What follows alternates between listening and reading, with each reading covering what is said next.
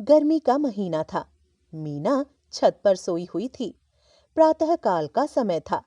दूर से उड़कर आता एक रॉकेट मीना के घर की छत पर गिरा। मीना गहरी नींद में सो रही थी। अचानक उस रॉकेट का दरवाजा खुला।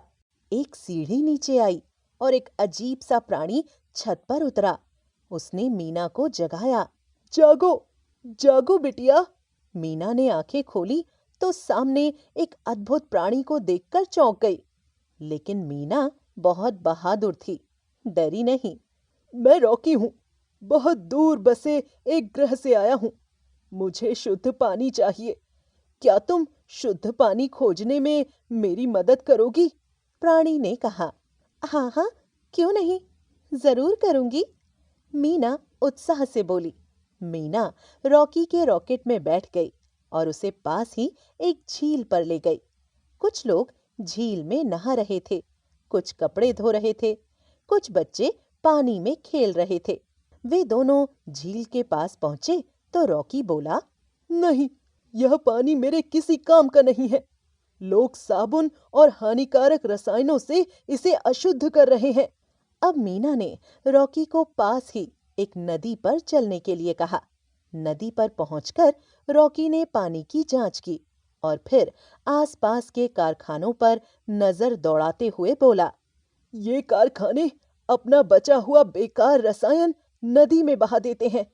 इसी से यह नदी का पानी जहरीले रसायनों से भरा हुआ है। यह भी मेरे किसी काम का नहीं है। मीना की समझ में नहीं आ रहा था कि वह क्या करे। वह सोचने लगी कि पानी और कहाँ-कहाँ मिल सकता है। उसे याद आया, एक बार जब वह गांव गई थी, तब उसने एक कुआं देखा था। वह रॉकी को पास के गांव में ले गई। रॉकी ने कुएं के पानी को जांचा। यह पानी भी रसायनों से भरा है। रॉकी ने कहा, यह पानी तो धरती के अंदर का है, इसमें रसायन भला कहाँ से आए? मीना ने हैरानी से कहा, धरती के अंदर का पानी भी तो वही है जो धरती के ऊपर से रिसकर अंदर जाता है। रॉकी ने बताया, इसमें मिले रसायन बताते हैं कि यह किसी खेत से आया है। इसमें खाद और कीड़े मारने वाली दवाइयां मिली हुई हैं। अब मीना बहुत दुखी हो चुकी थी। उसने कभी सोचा भी नहीं था कि शुद्ध पानी ढूंढना इतना कठिन होगा। उसने परेशान होते हुए पूछा, मुझे पीने, नहाने और कपड़े धोने के लिए शुद्ध पानी कहाँ से मिला करेगा? रॉकी ने बताया, बड़ी-बड़ी मशीनों से नदियों, झीलों आदि के गंदे पानी को शुद्ध किया जाता है और नलों के द्वारा उसे घरों, कार्यालयों और कारखानों में भेजा जाता है। एक गिलास पानी बनाने में बहुत मेहनत और समय लगता है। अच्छा, मीना आश्चर्य से बोली। हाँ बिल्कुल, सोचो, क्या तुम एक दिन भी जल के बिना रह सकती हो? नहीं, मैं पानी के बिना बिल्कुल नहीं रह सकती। लेकिन उपाय क्या है? मीना चिंतित थी। रॉकी हंसा और बोला, तुम्हारी धरती के लोगों को पानी का इस्तेमाल पूरी सावधानी से करना चाहिए। जल ही जीवन है। पशु पक्षी, पौधे और धरती की प्रायः सभी चीजों को जीवित रहने के लिए जल की जरूरत होती है। लेकिन अगर मनुष्य पानी को इस तरह गंदा करते रहे तो धरती पर जीवन का अंत हो जाएगा।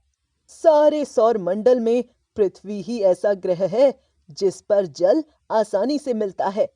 किसी दूसरे ग्रह पर जाने से पहले मैं अपने रॉकेट का ईंधन टैंक यहीं से भर लेता हूँ। क्या? तुम्हारा मतलब है कि तुम्हें पीने के लिए पानी नहीं चाहिए? मीना ने चौंक कर पूछा। नहीं, शुद्ध पानी से तो मेरा रॉकेट चलता है, रॉकी ने बताया।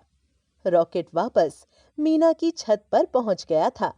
मीना उतर आई, पर वह उदास थी कि वह रॉकी की मदद नहीं कर सकी। रॉकी ने हाथ हिलाते हुए कहा, अलविदा, मैं शुद्ध पानी लेने अंटार्कटिका जा रहा हूँ। हाँ, याद रखना, तुम हर बार एक गिलास पानी लेने अंटार्कटिका नहीं जा सकोगी। रॉकेट ऊपर उठा, धीरे धीरे पीले गोले में बदला और फिर नीले आकाश में खो गया। उम्मीद करती हूँ बच्चों आपको ये पाठ अच्छा लगा होगा और समझ आया होगा। आप समझ गए होंगे कि पानी की अहमियत हमारे जीवन में कितनी है। पानी और शुद्ध हवा के बिना हमारा जीवन बेकार है, यानी कि अर्थहीन और उसके बाद नष्ट होने वाला। अर्थात अगर शुद्ध हवा और शुद्ध पानी नहीं होगा तो हमारा जीवन संभव नहीं है। चलिए इसका अभ्यास कार्य आप स्वयं कीजिए।